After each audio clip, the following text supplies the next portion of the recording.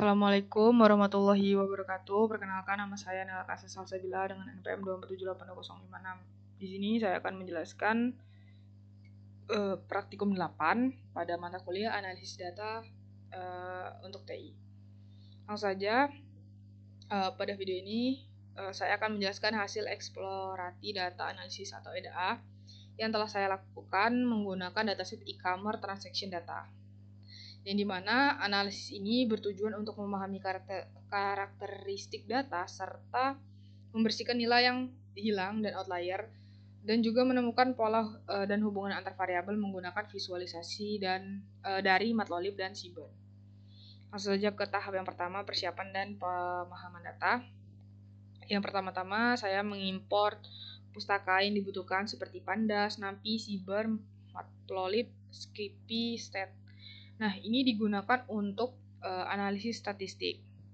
Selanjutnya, saya mengatur tampilan grafik dan Pandas agar lebih rapi. Nah, di sini saya mengunggah file dataset menggunakan fitur Files Upload dari Google Colab dan membaca datanya dengan PD-READ CSV. Nah, selanjutnya di sini menampilkan 5 baris pertama untuk melihat struktur data menggunakan display df heat. Nah, ini merupakan output dari 5 data teratas. Selanjutnya, menampilkan informasi struktur dataset dengan perintah dfinfo. Nah, di sini terlihat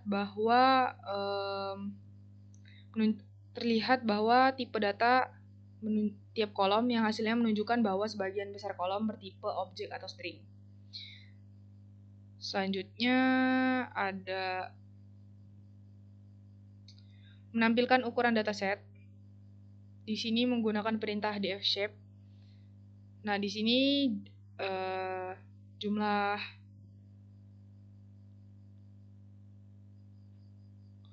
ukuran datasetnya yaitu 33,1 MB. Nah, selanjutnya kita akan cek nilai kosong per kolom untuk melihat matching value dengan perintah df_is0, yang dimana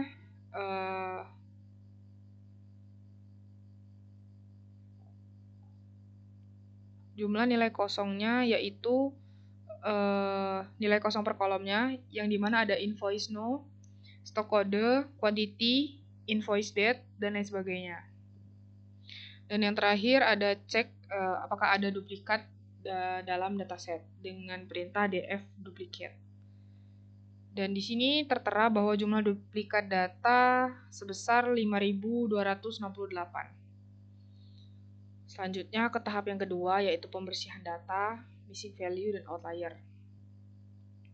Nah, sebelum untuk ke tahap pembersihan data, di sini menampilkan jumlah missing value sebelum dibersihkan dengan perintah df_is0 sum, yang outputnya seperti ini, masih seperti tadi, yaitu invoice no-nya 0, stok kodenya 0, deskripsinya sekian, dan lain sebagainya. Ya, selanjutnya di sini untuk nilai kosong pada kolom numerik saya menggantinya dengan median.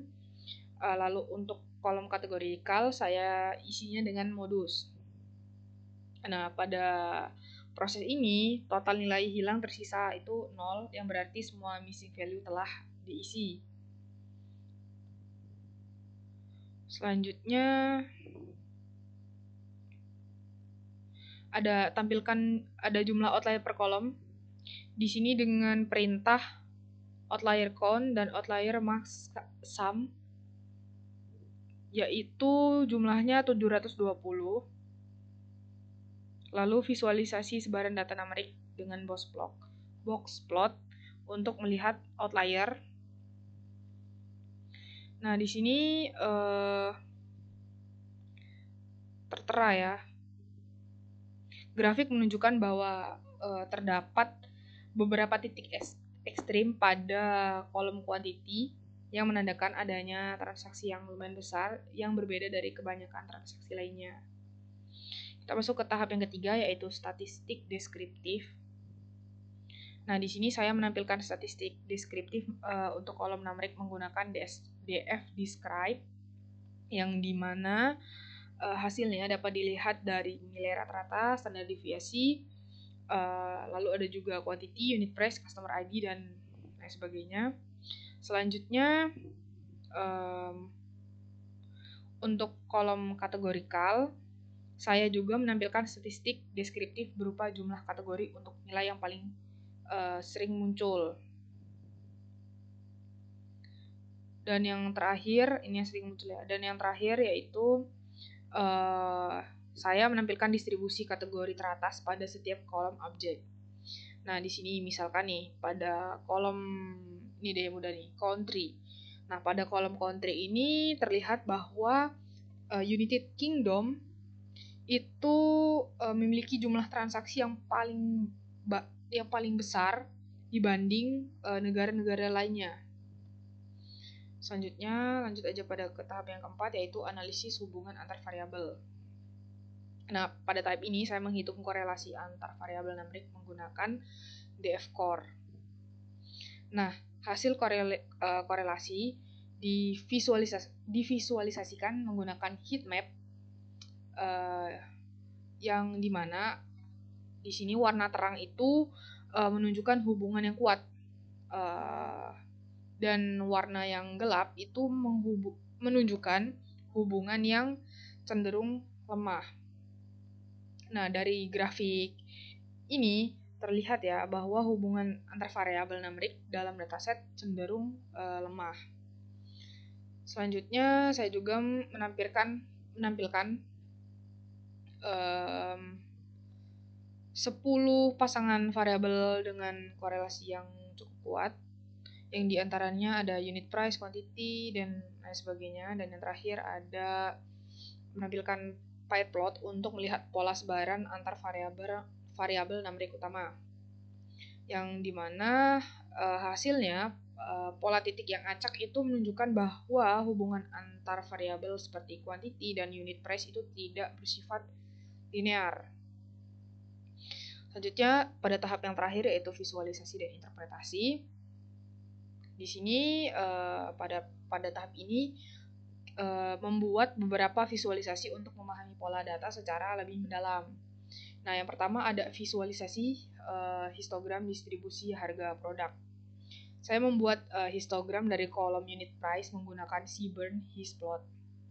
Nah, di sini pada grafik yang pertama itu menunjukkan bahwa sebagian besar produk memiliki harga yang rendah dengan sedikit produk berharga tinggi, yang ini menandakan bahwa distribusi harga yang tidak merata dan cenderung right squeeze.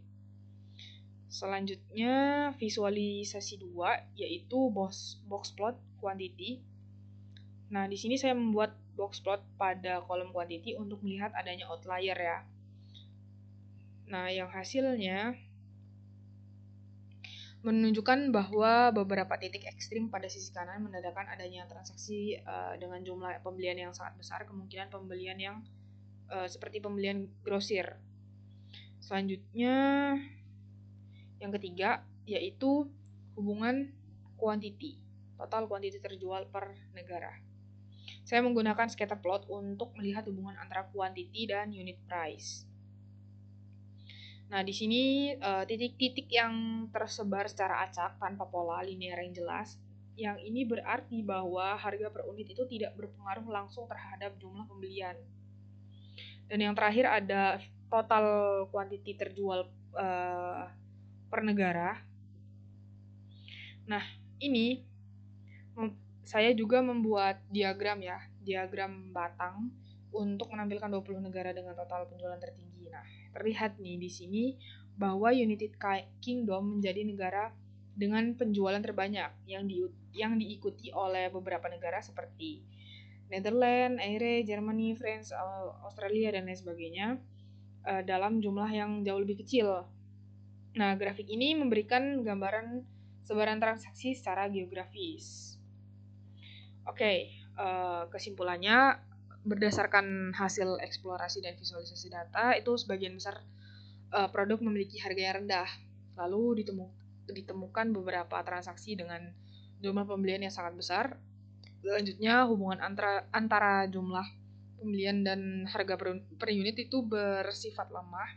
Dan yang terakhir, aktivitas penjualan paling dominan berasal dari negara United Kingdom. Nah, dengan demikian, EDA ini membantu kita memahami karakteristik dasar data dan menemukan pola penting yang dapat menjadi dasar untuk analisis lanjutan. Mungkin sekian penjelasan hands-on eksplorasi data analisis menggunakan Matplotlib dan Seaborn. Mungkin dari saya cukup. Saya akhiri. Wassalamualaikum warahmatullahi wabarakatuh.